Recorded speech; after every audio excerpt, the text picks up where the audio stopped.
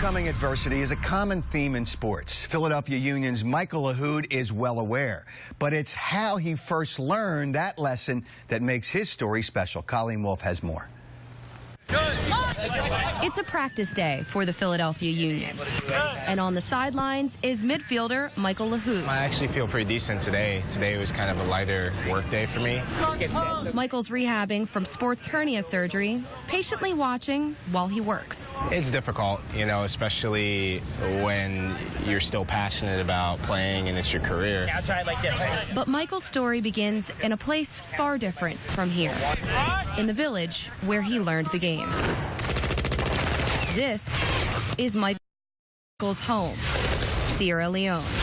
There was civil war going on, and I didn't know at the time, but, you know, a lot of kids my age and a lot of the kids I knew from Sierra Leone, they got, you know, swallowed up in the war as being child soldiers. And I mean, it had a drastic impact on our village in Africa, and, you know, it was demolished. Thousands became child soldiers during the 11-year war, forced and manipulated to commit unthinkable crimes.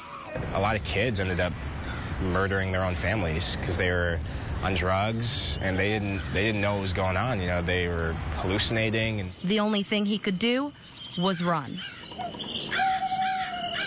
I remember coming home from school, and I was living with my grandparents at the time because both my parents were here in the States, and they just said, hey, you're going on a really long trip and you're going to America. From Freetown, he traveled to Morocco, Paris, and finally Washington, D.C., completely alone and just 6 years old. From walking in the concourse, not knowing where you're going, to kind of stumbling out in the open, and it was a pretty daring situation. And a lot to take in along the way. The biggest difference, I think, for me was the culture shock. It was the first time I ever saw white people up until that point. And it was when I got to Paris where I was in shock. 20 years later, Sierra Leone still feels the devastations of war. Here in the States, we're promoting higher education. We're there, you're learning how to pick out a crop. You learn how to survive.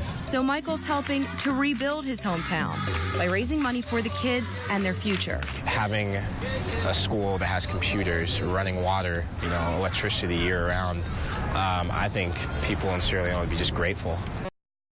It's a long road to recovery, and as Michael knows firsthand, it takes a lot of work to get back on your feet.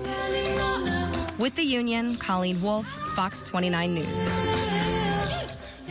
And for more information, obviously it's a great cause, on how you can help the children of Sierra Leone, just go to our website, myfoxphilly.com. A link to Schools for Salone can be found under the Seen on TV tab. And for a laugh before we go